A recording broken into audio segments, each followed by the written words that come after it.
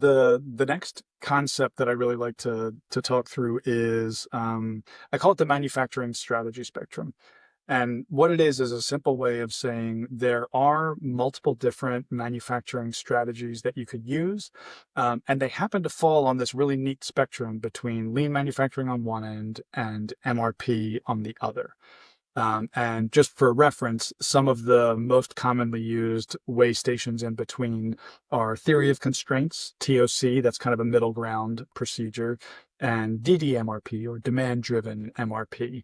That's a really elegant way to unite the demand-driven lean model with the MRP, like plan in advance model, into all one big happy family. And that's called DDMRP. And you would put that in the middle of the spectrum.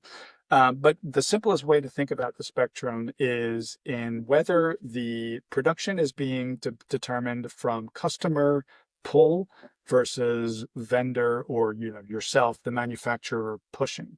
So the most important, there's only two principles of lean at the end of the day. The two principles of lean are pull and flow. That's it, two words. There's a bazillion books written about lean, and really it all comes down to pull and flow, and everything else is subservient to that. So what is pull and flow on this end of the spectrum? Pull refers to the customer act of purchasing or giving you a PO for a given thing that they want to buy. That is the most important signal for what everybody in the factory and upstream in the supply chain should be doing. That's what it means by fundamentally a pull model. Like the act of the customer purchasing is what metaphorically pulls everything through the system. That's pull. Now, it stands to reason that if you have a system that is set up by the customer pulling on this metaphorical rope that goes all the way through your system, you want that system to flow. You don't want all these stoppages in between. And so that's the reason that the two core principles of lean are number one, pull, customer pulls everything through, and number two, single piece flow. All else equal, there's no batches and queues and waiting in between. They call them monuments in lean speak. Everything happens, the entire production happens in one continuous flow. So you're capable of being pulled in one direction and you don't hit all of these stoppages in between.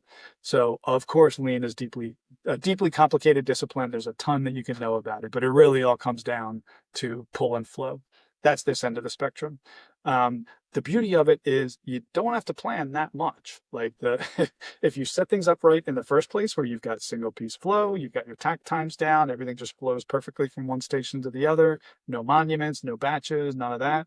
And you set up everything such that you've got the right capacities that any type of reasonable customer demand can be fulfilled through the flow process, then you're golden. Your inventory stays relatively low and you don't have to plan anything in advance. You just react to what happens in a given week.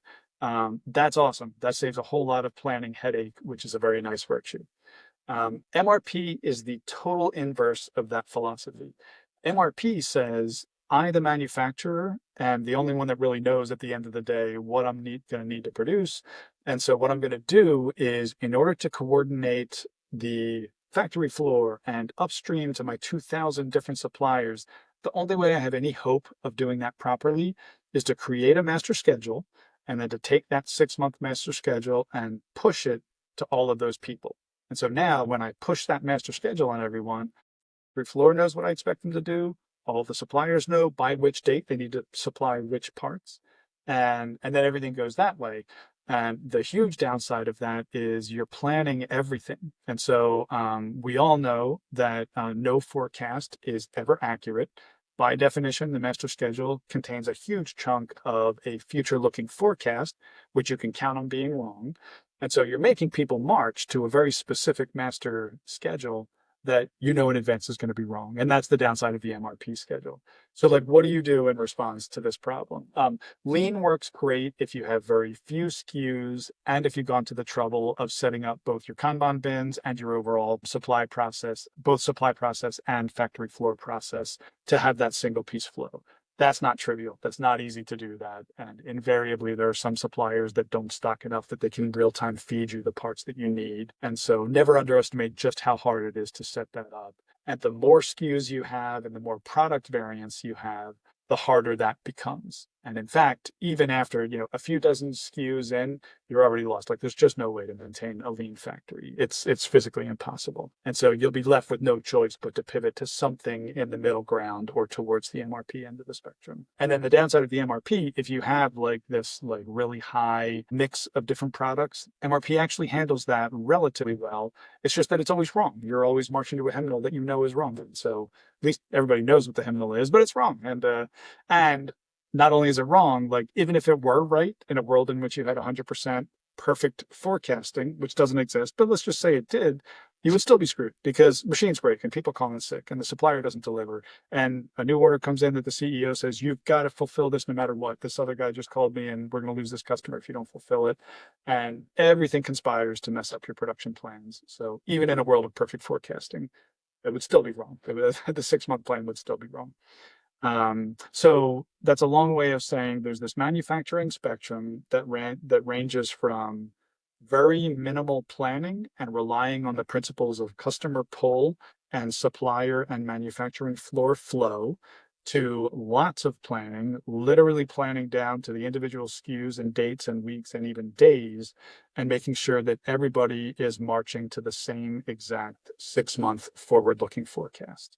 And everywhere in between is some compromise of one of those principles. It simply acknowledges the limitations of one of the far ends and says, here's a pragmatic way to acknowledge that this is wrong and there's never perfectly single piece flow because somebody's always screwing up. And therefore, here's some middle ground ways of getting the best of both worlds. The reason I take so long to describe those is that inside of an ERP, believe it or not, there's not a ton to do on the lean manufacturing side. Like once you set up your bill of materials for each of the individual products, and once you set up your Kanban bins and track all of your items properly and have your supplier lead times and your contracts figured out that they're going to be able to deliver on 8 hours notice or whatever the case is, like once you do that, there's not a ton that you need to do inside of the ERP. The system is just on autopilot from there. It's just issuing purchase requisitions to let the supplier know when to deliver. Everything else is static and you're just going. That's pretty cool. Versus the more common scenario, which is a modified MRP scenario, where there's a ton to do inside of the ERP system. And in that one, you need to have products, bills of materials, forward-looking schedules, and then basically you end up with an entire master scheduling module in the ERP whose job it is to figure out how do we build this 6-month combination of backlog plus forecast and reserve all of the parts and have all the delivery dates aligned such that production has a fighting chance of making those things. And so in the MRP world, which is actually much more common, there is a ton of stuff that you need to do inside of the ERP. And this will lead into next week's discussion where we're going to talk about, okay, what is best done by the ERP versus should we have specialized supply chain tools, MES factory floor tools, or other? And, when should I rely on the ERP versus when is there a better tool like PLM for product development and product change requests? SCP, supply chain, PLM is product lifecycle management, product lifecycle management for the engineering side of product development.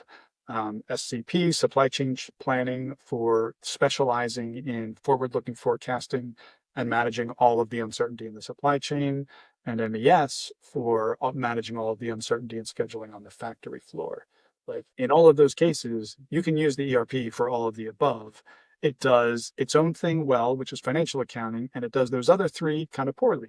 And you're just faced with a trade-off of where do you want to get all of that stuff done in the ERP or in the dedicated system. And maybe that's a good stopping point for. Cool.